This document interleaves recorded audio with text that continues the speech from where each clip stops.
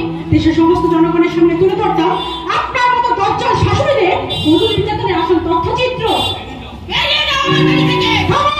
কি আর বলবো মাসিমা, আপনি যদি আমার দিদির শাশুড়ি নয় অন্য কেউ হতে, তাহলে যে নোংরা হাতটা দিয়ে আপনি আমার দিদির উপর অত্যাচার করছিলেন সেই নোংরা হাতটা আমি টুকরা মুচড়ে ভেঙে দিলাম।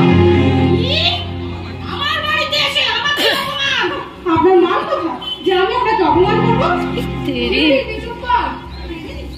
এই তুই সুখে আছিস, এই কিনা তো দেখতে হইল শাশুড়ি, এদের দোষর বলেও অনেক কম। কেন তুই আমায় মিথ্যা বলেছিস? তুই জানিস না যে তোমার মতো অসহায় নির্যাতিত নারীদের পাশে দাঁড়িয়ে এই সামলাটি অত্যাচারী শাশুড়ির বিষয়দের মূলত শাস্তি দিতেই আমাদের নারী মঙ্গল সমিতি সৃষ্টি। কি ক্ষমতা আছে তোমার ওই নারী মঙ্গল সমিতি? আপনার চিন্তা পর্যন্ত সাধারণ ক্ষমতা রাখে এই নারী মঙ্গল সমিতি। শিউলি বেরিয়ে যা আমার বাড়ি থেকে।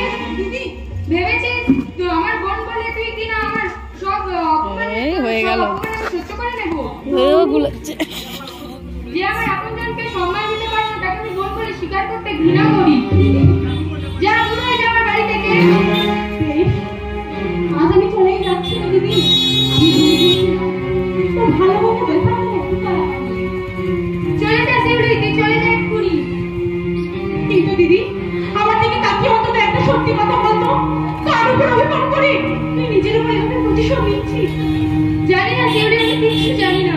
দিদি কেমন দাঁড়িয়ে আছে যেন কিছু বলা বলা কিছু জানবো।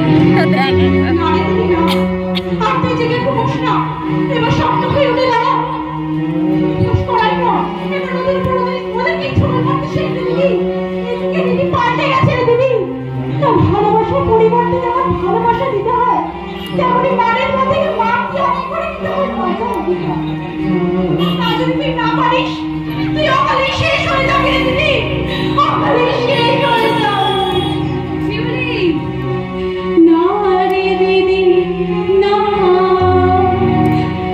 আর কোনোদিন আসবো না, আর কোনোদিন আমি আসবো না এ বাড়িতে।